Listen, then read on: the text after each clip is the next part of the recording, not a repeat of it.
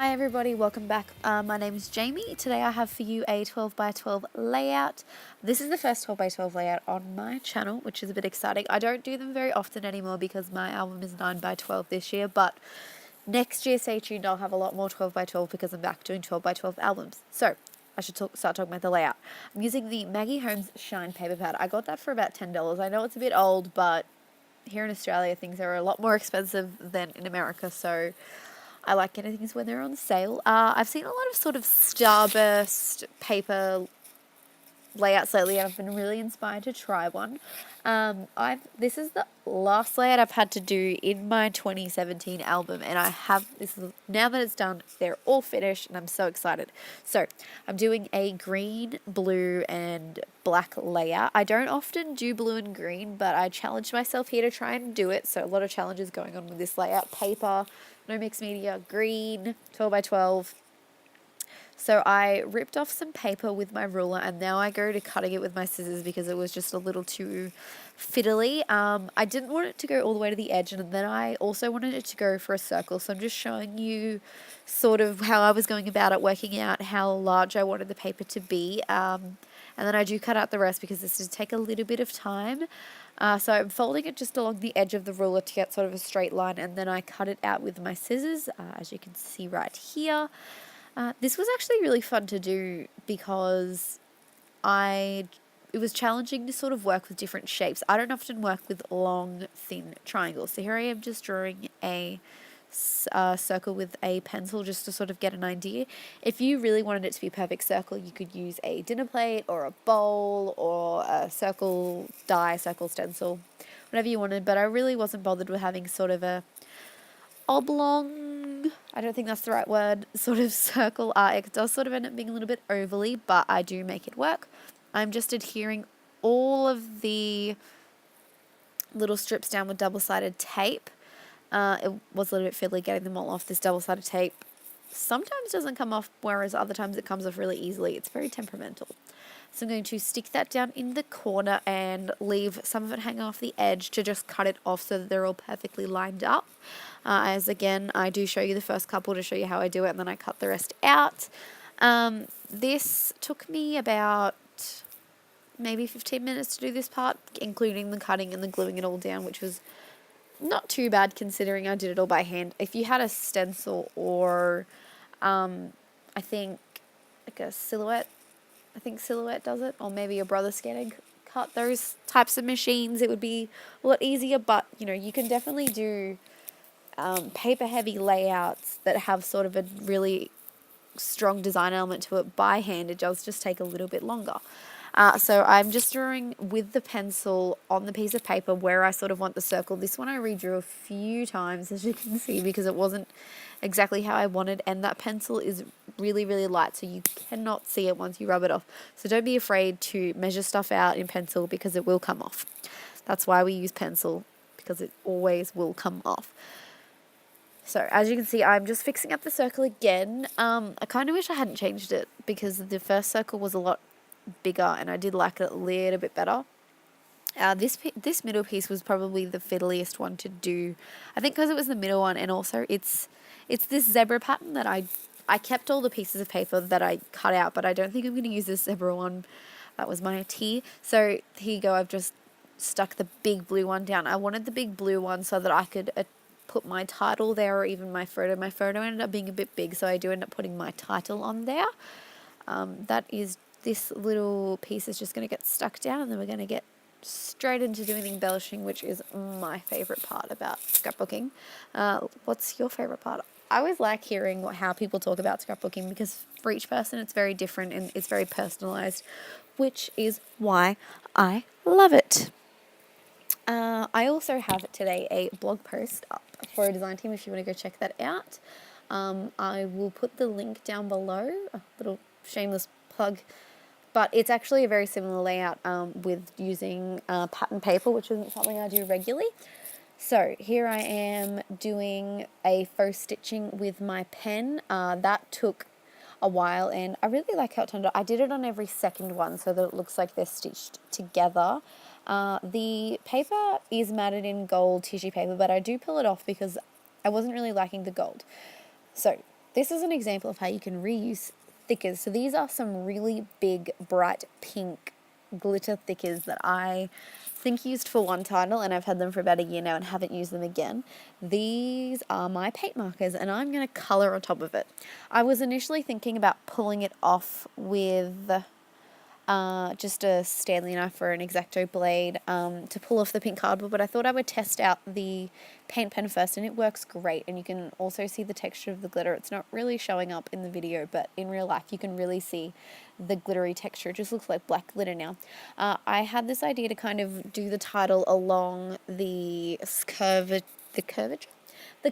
the circle, but I wasn't really liking it. I think if it was smaller letters, I would do it. I do really like that. Excuse me, sorry. Got hiccups lately. I do want to try that idea because I think it would be really cool. I'm about to pull off all of the gold on the outside. I do move it around a fair bit to figure out where I sort of want that title. This is something I do all the time because I don't like to stick things down straight away, especially with titles. I like to sort of have them in place straight away. The titles are generally the first thing that I do. I don't think I've said this. The title is Standing Tall, and I'm going to handwrite standing on top of the word tall. I've pulled off the tissue paper, as you can see on the back there. I matted that about a year ago because I was going to do like a gold album, because he's actually almost looks like a gold dog, even though the photo's in black and white. But it just wasn't working with this idea that I'm doing right now. Don't be afraid to change things. I'm using this paper, which is the one in the right hand corner, to mat the photo. I just wanted something really simple to sort of not draw too much attention to it. And I'm also using the green, which is in the bottom left hand corner as well. And I just do completely all around the outside. I didn't want any sort of fancy paper layers because I didn't want to draw too much attention to it. My double-sided tape had ran out, so I just had it grabbed a new one. Sticking that down. If you're using sort of a cheaper double-sided tape, I would recommend using a little bit more just to be absolutely cautious. I haven't had any issues with this one, as I've said before, but I do recommend always using a fair bit of double-sided tape to ensure that everything's stuck down, because you don't want to come back to your layouts in 2, 5, 10 years and everything's fallen off and it's sitting down the bottom. Especially if you store your layouts vertically like I do, because things can fall off, especially with sort of cheaper adhesives and things. So always use more than what you think. I'm going to stick down the photo just directly on there with some double-sided tape. I had a bit of issues pulling that one off. So I'm putting that down straight away, and I'm going to stick down the letters using glue. I always use glue for wet glue for heavier embellishments because I don't want them to fall off. I'm just using my ruler to sort of make sure this is straight, because I don't know why, using pattern paper always makes me struggle to see if things are straight or not. So I've used the pen to write the word standing on top of it. It's not showing up on the camera very well, but in real life you can really see that it's saying standing. And I'm just going through an embellishment pack to see if I can find anything. I don't have a lot of blue or green embellishments, so I did kind of struggle initially to figure out what I was going to do. Here is my Maggie Holmes sticker book. This thing is amazing. I really recommend getting one. They are fantastic. They're by American Crafts. There is a fair few ones that you can get, but I would absolutely recommend it. I'm going to go to Spotlight in a few days to, get myself some Christmas presents for myself, and I'll probably pick up another one. I'm thinking maybe the Jen Hadfield one. I really love her designs. They're really beautiful. The Maggie Holmes one is great though. That one is just simply beautiful. But I do love Maggie Holmes. Her stuff is absolutely amazing. I did just do another order last night. Christmas presents from my mum and dad. They're getting me a nice big order from scrapbooking.com, which I'm very excited about. I don't think it will come before Christmas, but that's okay. I don't mind. Anyway, I just grabbed a remember sticker from the book and stick that down, and I don't end up using that little flare. That's not a flare, a little flag. I don't use the green one. I get a gold one. I didn't have any, I call them accent colours to start off with, so I go with gold, which is my go-to accent colour.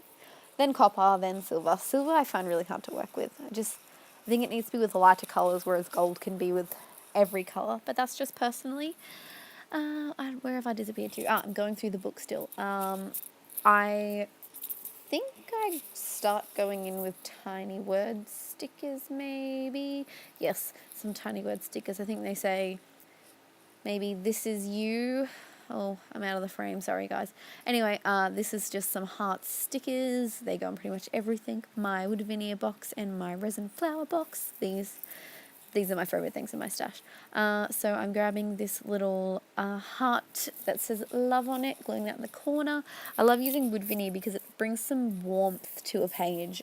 Wood texture to me is just outstanding. Wow, I'm completely out of frame. I'm so sorry. I'm adding a little bit more wood veneer, and I also add a few flowers down, and I stick that down. I do come back into frame in a moment. Sorry about that. I have added a little... Those are from the same alphabet set as the thickers, and I just coloured those with the black paint marker again. Sticking those down with some glue. I really love this technique of colouring over letters now with paint markers, and I've done it another time after this, sort of reusing things that you didn't think you would use. This is the Tim Holtz Small Talk, and sticking down some letters. I think this says, one of them says be you boldly, and I think one of them said not my circus, not my monkeys, because it's my brother's dog, and I thought it was a little bit funny, and I never knew how I would use that.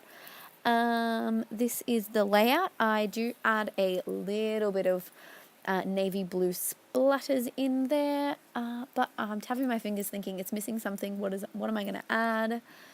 And I'm reaching over to... What am I reaching over to do? I have a tiny little blue bow that I'm going to add in the corner, and I'm putting it up on some foam tape because I feel like it was missing sort of an up element, like a dimensional element. Going back, I probably would have put the photo with some foam tape, but oh well, that's okay. I'm doing it with the bow right now, sticking that down, and I'm also going to, I think I could grab my splatters. Yes, here it is. So this is Dilutions in the, I think it's the Midnight Blue one. I'm just going to do some in the right corner in that embellishment cluster, and right down the bottom. I love using splatters, especially ink ones, and we're coming to the end now. This is a technique that I saw in one of Inky Quill's videos with like ghost stamping, and it looks so cool. I've just got some roller date stamps so I can do some more. I think I chose awesome and happy. They're just tiny little word stamps, and I love using it. It looks really, really cool. I make sure that I dried the ink splatters first because I didn't want that to react with the ink. And it's just, I think it's called Memento Black. I think Memento is the brand. It's the little dewdrop inks. They're really good quality. I haven't had any issues with them. So I'm going to stick that down, just adding a few ghosting stamps to sort of add a little bit of texture. And we're coming to the end of the layout now. I'm just putting those stamps back because it's black and I only stamp in black. I'm not too worried about it not being perfectly clean, but if you want to clean your stamps, that would be the time to clean it. And here's the end of the layout. Thanks for watching, everybody. Bye.